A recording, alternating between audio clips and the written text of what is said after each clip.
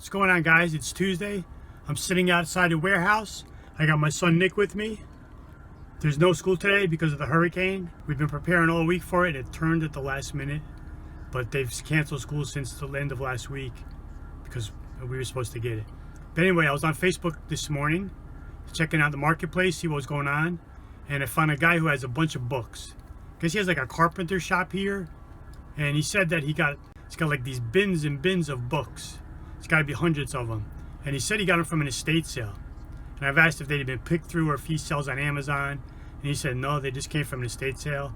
So I don't know why he would have got them, but whatever. So he's on his way here, and I'm going to scan them and see what we get. Hopefully this comes out good. So we're just waiting. He said he should be here any minute. So here's the ad that was on Facebook. Lots of books: spiritual, religious, finance, investing, German language, psychology, fiction, and more. Some very old. So a lot of those topics are exactly what sell good. Right there, Ron.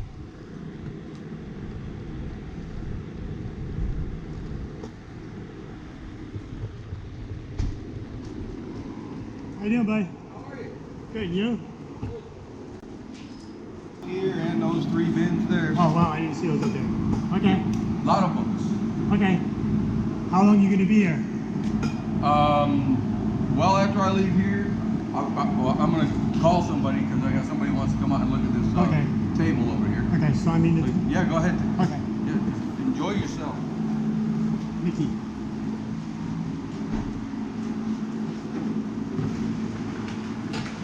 Let's start with the ones up top, maybe. Just yeah. So we're doing good. We got like 7 bins. Doing good, Nick. Nick's stacking them and I'm scanning them. We scanned all these bins, and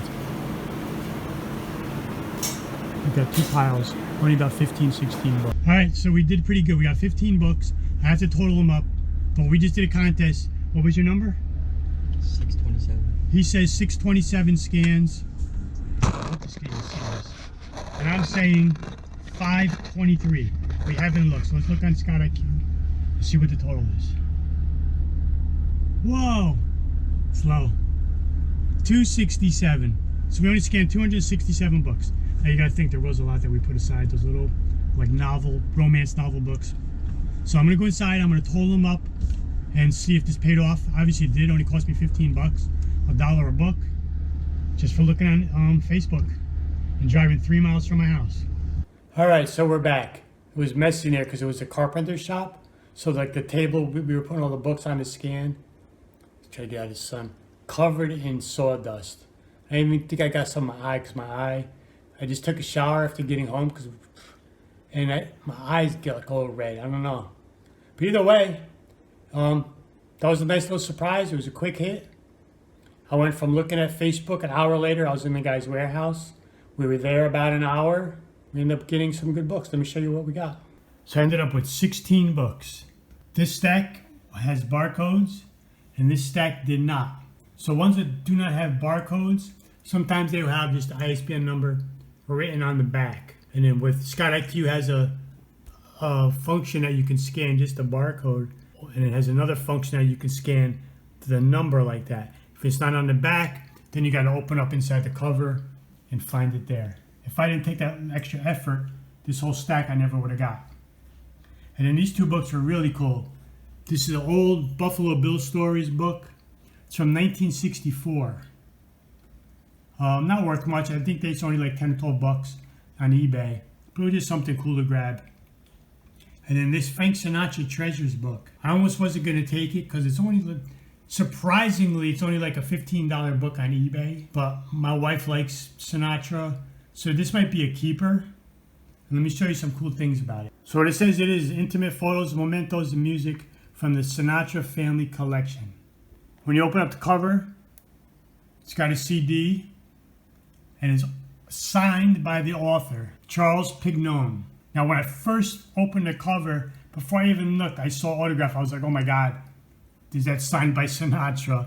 Just quick thought, but then I was like, no way. So I didn't know what that was until I saw that signature. Of course, I can't read it, but you could tell that's a C and a P. And then if you look at the author, Charles Pignon. Now, I looked up who he is to see if he was anybody big, and here's what I found. Let me show you. So besides being an author, this Charles Pignon is in charge of the enormous stores of photographs and memorabilia collected over the course of Sinatra's life, as well as producing liner notes for several albums. So that's pretty cool. Now, I don't know if his autograph is worth anything, but it's a cool piece. Now, every so often in a book, like every 10 or 20 pages, see all these colored tabs. They're like these foil these clear, it's like a cellophane packet. And inside of them, they're not originals, but they're copies of like itineraries or letters, things about concerts. It's really cool stuff. Like here's when I pulled it out, and they're photocopies of the originals, obviously. Like Bally's Las Vegas, and it's about Frank Sinatra coming to the hotel to perform, and who's going to be in his party, who's arriving, what time they're arriving, special requirements for his room. It's really neat to look at. There's some copies of tickets from different concerts. Argentina, I don't know where that one's from. Japan. So it's really interesting stuff, even though it is copies. So there's 13, this is the last one. There's 13 packets with different things. And the opposing page to it describes what each item that's in that particular package is. So here's the total number of scans we did at the warehouse. Here's some of the books we found. This is a therapy book, I guess. And here's the scan on it. 26 e-score, which isn't high. So this book might take a couple of months to sell, but $32 profit on it. So that's definitely good. Most of the books I picked up, you see if I only got 15, so I got 16 total books, but only 14 are going to Amazon. And for $290 profit. Every book was in a $20 to $30 range for profit, except for like one or two, which were like $5. Here's another psychology book that was in there. And this one also had a good profit of $26. Will take a few months to sell for sure. This one seems to be some sort of religious faith book, and also $25, 65-cent profit, 17 e-score, so it's going to take a few months to sell.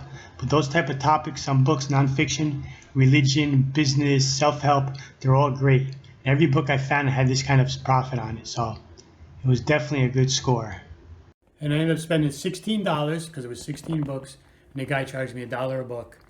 I wish I could have got more. When I was texting with him before I went, I asked him if anything could be picked through, and he said somebody came and already bought 100 books. So I asked him, I said, did the guy use a scanner, or do you sell on Amazon? And he said, no, the guy was an English professor, so he was only looking for certain type of books, like novels and literature books. So, I'm sure a good bunch of those 100 that guy took had to have some value. So 16 books, was disappointing for all the bins he had. But Scout IQ, when I try to get out of the sun, Scout IQ, when I did all the profit, the books I have will net me after costs and fees $290. So I'm happy with that. That's not counting that Sinatra book, which isn't really worth much. So I'm just going to keep that. $290 from 16 bucks. And from looking on Facebook, an hour later scanning, and an hour later home, that's that's a good little haul. Unexpected. What I'm gonna do is, Sunday, me and my wife went to the thrift store. Surprisingly, she came with me. I don't know why. She never wants to. But when we got there, they were having a $1 all clothing sale, and they didn't have a lot of good stuff, but we did find a few, decent things. And I did a little bit of, filming. So I just add that to this video to make it, long enough, a little more entertaining, I guess. So let's go check that out. Now that's a sale. Sunday in the thrift store. 50% off everything and all clothes $1. I got my wife here with me. She's checking out all the women's. Here she is, rolling in. I'm trying. Doing good. Found a nice Pendleton board short, green and blue flannel. At least $30 to $60. How we doing, Mama? About Castleberry. Getting frustrated? I'm getting frustrated. He takes nothing I pick out. This is why I don't come. Here's a few of the brands we're finding.